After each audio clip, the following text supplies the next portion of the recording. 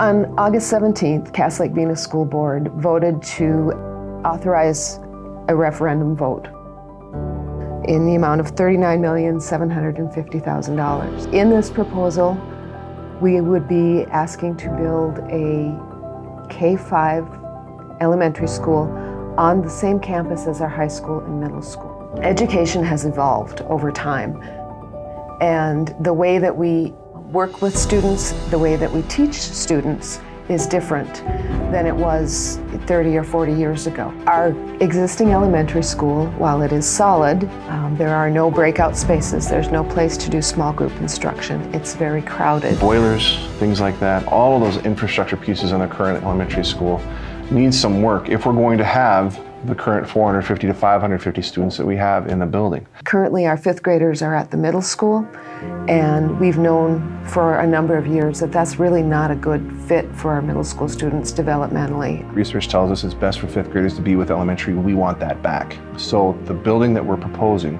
would incorporate the 5th grade, and it would be a K through 5 building. When you go over to the elementary and you watch the pickup and drop off, and we have parents merging in and out and kids running in and out, you're seeing families, cars, and buses in competition for space, and it's just not safe. The existing ALC building is in rough shape.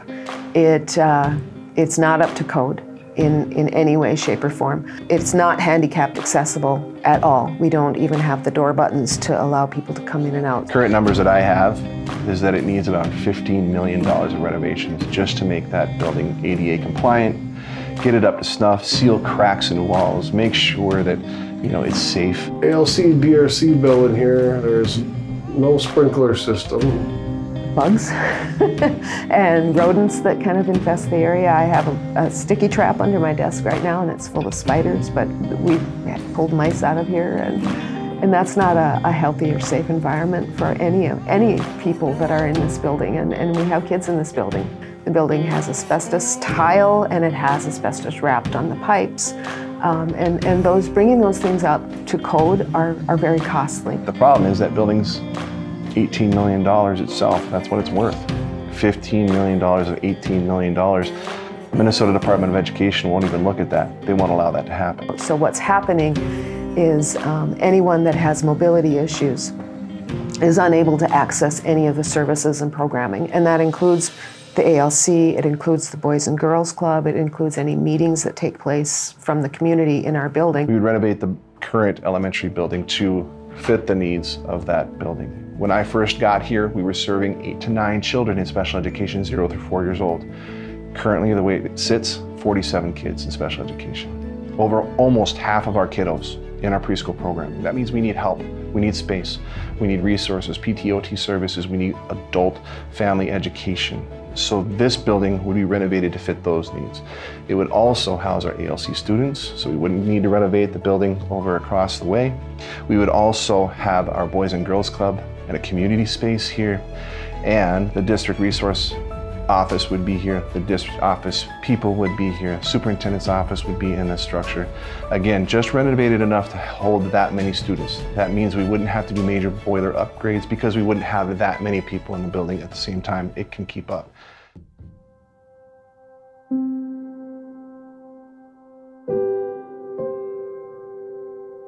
I taught at the high school for 18 years here at Cass Lake-Bena. I was a principal as well at the middle school.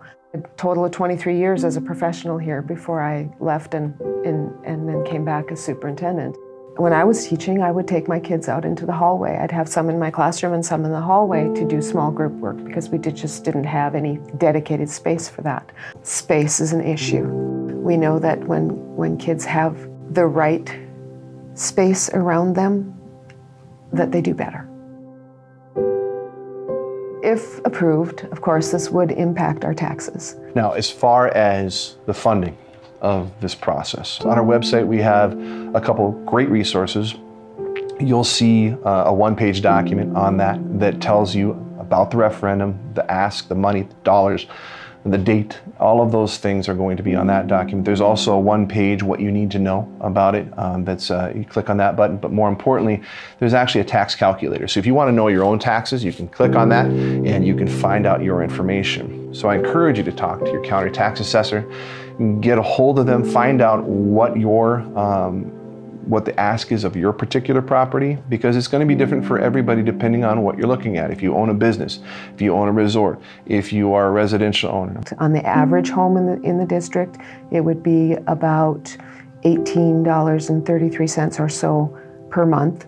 It is true, the majority of this is going to come from commercial industrial property. But even with that, we have the pipeline going right through our public, right through our school district, which means that over 50% of the entire project at the end will have been paid for by the pipeline project. You know, we talk about planning for the generations ahead. That's what this proposal does. It plans for those generations to come and prepare them to take care of us when we get old. This is an investment.